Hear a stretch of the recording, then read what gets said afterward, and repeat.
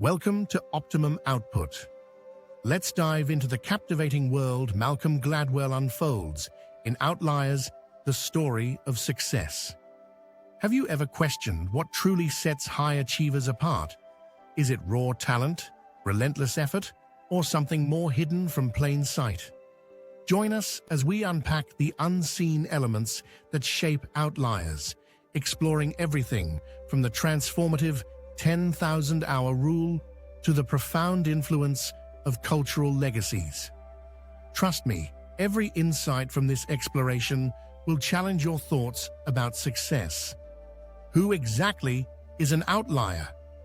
Outliers are those remarkable individuals who break away from the norm.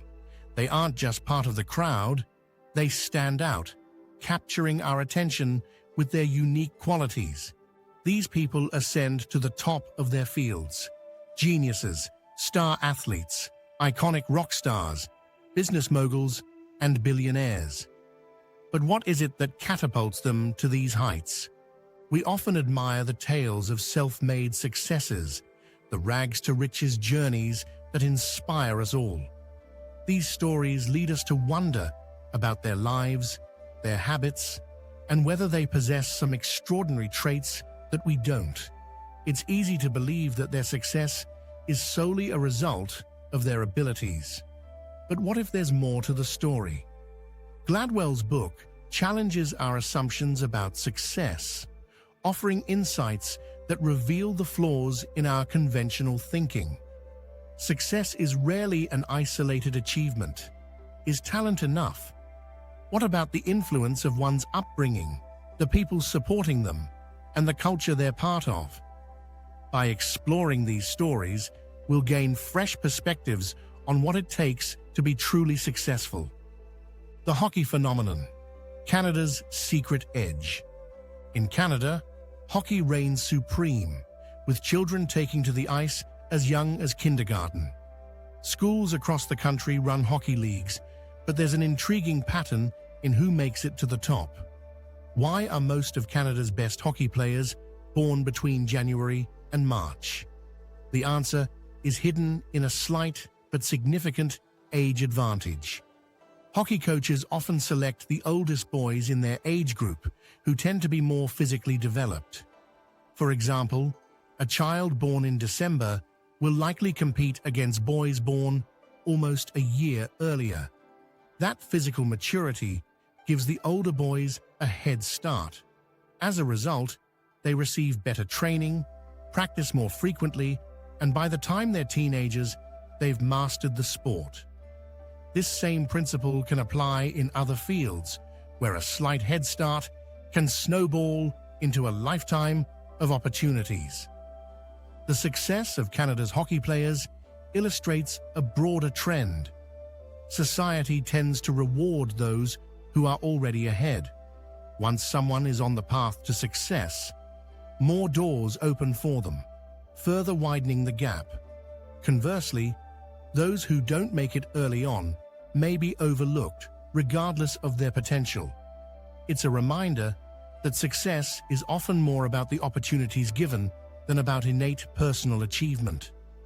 The 10,000-hour rule. Practice makes the master. Gladwell takes us back to 1990, when a study at the Berlin Academy of Music sought to uncover the ingredients of musical mastery. Was sheer talent separating the top violinists, or was something else at play? The research revealed a fascinating truth. The best violinists weren't just born with talent, they had also practiced the longest. Those who clocked in 10,000 hours of practice stood out as the elite, regardless of their initial skill level. This idea that anyone can achieve mastery with enough dedication and practice is encouraging and humbling. It underscores a critical point. While talent is essential, the hours spent refining that talent make the difference. As children grew older, their commitment to practice increased. By age 20, the top violinists had reached a monumental milestone: 10,000 hours of dedicated practice. When the same research extended to pianists, it showed a similar pattern. Amateur pianists had practiced around 2,000 hours during childhood, but professionals steadily increased their practice hours yearly. By age 20, they too had reached that magic number, 10,000 hours. This study reinforced a crucial discovery. Raw talent alone doesn't create exceptional musicians. To get world-class status, practice is indispensable. Across fields, from music and sports to writing and even the criminal world, the 10,000-hour rule holds. Our brains need these thousands of hours to achieve mastery in any domain.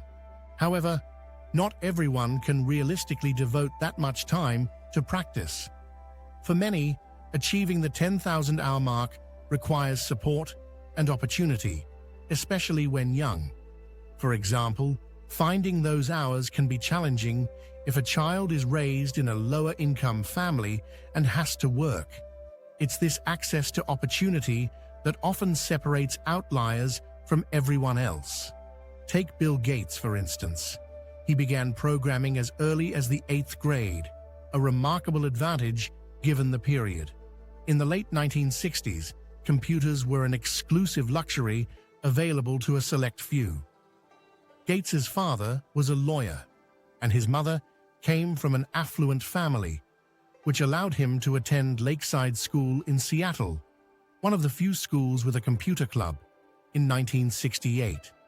Gates spent his entire high school career honing his programming skills, amassing over 10,000 hours of practice by the time he left college to start Microsoft. While Gates was an exceptional programmer and entrepreneur, he readily acknowledges the role of luck in his story. As he puts it, "I was fortunate." Achieving outlier status requires exceptional talent and extraordinary opportunity, a stroke of luck propelling one forward. The Beatles provide another example. Imagine a person who seemingly has nothing, no family, no support system, yet rises to astonishing success. These stories inspire us, much like how Robert Winthrop spoke of Benjamin Franklin when unveiling his statue. Here stands a man who achieved everything by himself. But are outliers truly self-made? Many successful people start from humble beginnings, overcoming challenges to reach heights. We admire them for what seems like an innate, extraordinary quality. However, we often overlook the role that unique opportunities play in their success. Benjamin Franklin, for example, wasn't merely driven by his qualities. He benefited from significant advantages and chances along the way. The success of outliers often owes much to the support of their families and communities. Their achievements are intertwined with their culture and the legacies they inherit. We must look beyond their traits to truly understand how someone becomes successful. We must consider their circumstances, when and where they were born, the environment they grew up in, and the support they received. These factors often have as much influence as their individual qualities. Take the Beatles, for example. Before they became a global sensation, they had a unique break in Hamburg, Germany, in 1960. At that time, the Beatles were just a high school band. Hamburg was bustling with strip clubs that needed entertainment to draw in crowds, so there was a high demand for rock bands. A club named Bruno, run by Philip Norman, brought many bands from Liverpool, including the Beatles. Norman needed a band that could perform for long hours each night, pushing the young musicians to their limits. As John Lennon recalled, "We kept getting better and better, more confident, putting everything we had into our performances." In Hamburg, the Beatles played 8-hour sets every night, stretching their creativity, stamina, and discipline. Unlike their gigs in Liverpool, where they could repeat the same songs, in Hamburg, they had to change it up to fill those hours constantly. They played rock, jazz, and everything in between. Over 18 months, the Beatles performed for 270 nights in Hamburg. By the time they hit it big in 1964, they had already logged more than 1,200 live performances, a number few bands could match. The intense live practice honed their skills far beyond what other rock bands had achieved. Philip Norman observed, "They weren't great when they arrived, but they were extraordinary when they left." Carnegie, Morgan, and Rockefeller, perfectly timed for success. Historians have compiled a list of the 75 wealthiest people, from ancient Egypt to the modern era. Surprisingly, 20% of this list hails from a single country, the United States. Figures like Andrew Carnegie, born in 1835, J.P. Morgan, born in 1837, and John D. Rockefeller, born in 1839, were all born within a decade of each other. What sets these individuals apart? The secret lies in the timing. Between 1860 and 1870, America underwent a massive economic transformation. Wall Street was blossoming, steel manufacturing was taking off, and the railroads were expanding. The US was transitioning from an agricultural economy to an industrial powerhouse. People born just a few years earlier were too young to seize these opportunities, while those born earlier might have already been set in their ways. Carnegie, Morgan, and Rockefeller were born at the right moment to capitalize on these changes. Like the hockey players who benefited from being born in the first quarter of the year, they had a perfect alignment of talent, vision, and timing, setting them up to dominate finance and industry. Bill Gates and Steve Jobs, born for the tech revolution. Let's fast forward to Silicon Valley, where another group of outliers emerged. In 1975, the world saw the launch of the Altair 8800, a revolutionary personal computer. Unlike previous models, which were extensive and costly, the Altair was affordable and could be assembled at home. This kicked off the personal computer revolution. One needed to be born at the right time to capitalize on this moment fully. The sweet spot for this era, 1955. By 1975, those born in 1955 were just out of college and perfectly positioned to dive into the burgeoning field of personal computing. Among the tech giants born in 1955 were Bill Gates and Steve Jobs. Gates, born on October 28, 1955, and his friend Paul Allen, born in 1956, both attended Lakeside School, where they honed their programming skills. Gates and Allen were both members of the Lakeside Computer Club, and they eventually founded Microsoft together. On the other hand, Jobs was born on February 24, 1955. Unlike Gates, Jobs didn't come from wealth. Raised in Mountain View, California, at the heart of Silicon Valley, he grew up surrounded by engineers from Hewlett-Packard. He attended HP's science talks, sold electronic parts at the local flea market, and even called Bill Hewlett, HP's co-founder, at the age of 12 to ask for spare parts. That call led to a summer job at HP and the beginnings of an illustrious career. While not all successful business leaders were born in 1955 or the 1830s, there is a shared thread among these stories. We often focus so much on individual accomplishments that we overlook the patterns. These stories reveal that exceptional opportunities, unique historical moments, played a critical role in shaping these iconic figures. They seized the moment, maximizing the unique opportunities presented to them, born into an era that could fully recognize and reward their dedication. Their success wasn't solely due to individual effort. Timing and societal circumstances played a monumental role. Why are Asians so good at math? What makes Asians excel at math?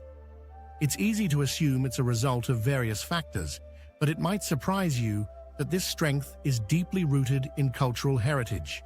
Asian languages feature a uniquely logical system for counting and naming numbers. For instance, numbers in Chinese are remarkably concise. 7 is just Q cross and 4 is C. Compare that to English, where we say 7 and 4. This brevity makes it easier to remember and articulate numbers in Asian languages. But there's more. In English, we have the irregular terms 11 and 12, while Asians follow a more straightforward formula. 11 is 10-1, 12 is 10-2, and so on. For Asian children, adding numbers like 37 and 22 involves thinking of them as 3 tens 7 and 2 tens 2. The calculation is almost built into the language itself. Furthermore, fractions in Asian languages are straightforward, with the numerator and denominator naturally separated, making mathematical concepts intuitive from a young age. This linguistic advantage makes it easier for Asian children to develop mathematical skills, which they find enjoyable rather than frustrating. It's a fascinating example of how cultural factors influence abilities, demonstrating that being good at math is not just about innate talent, but also about the cultural framework within which one learns. The rice paddies, a legacy of hard work and precision. For thousands of years, Chinese farmers have perfected the art of rice cultivation, which demands intense labor and meticulous planning.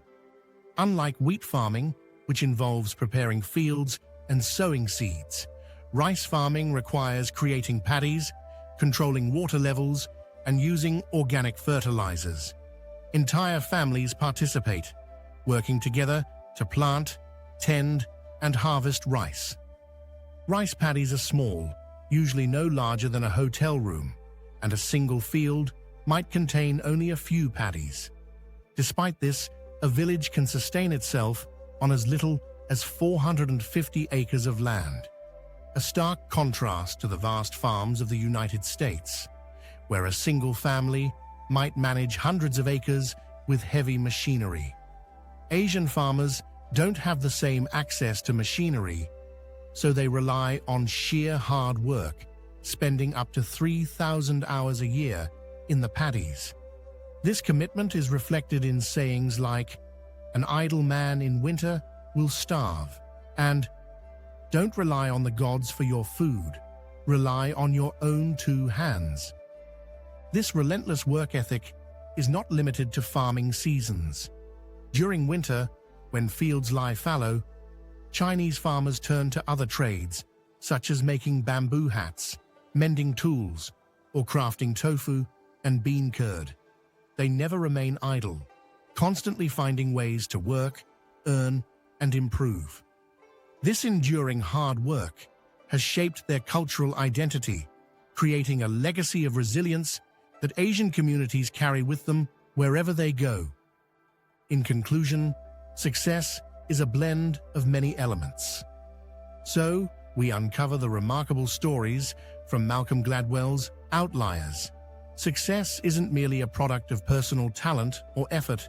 It's a complex mix of timing, opportunity, and cultural background. Whether it's the Beatles perfecting their craft on stage in Hamburg, Bill Gates's early immersion in programming, or the unwavering diligence of Asian rice farmers, outliers are forged by an interplay of factors that often go unnoticed. Thank you for joining us in this exploration of outliers.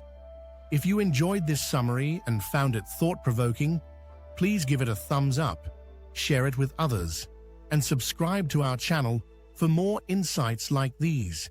Don't forget to hit the notification bell to stay updated. See you in the next summary.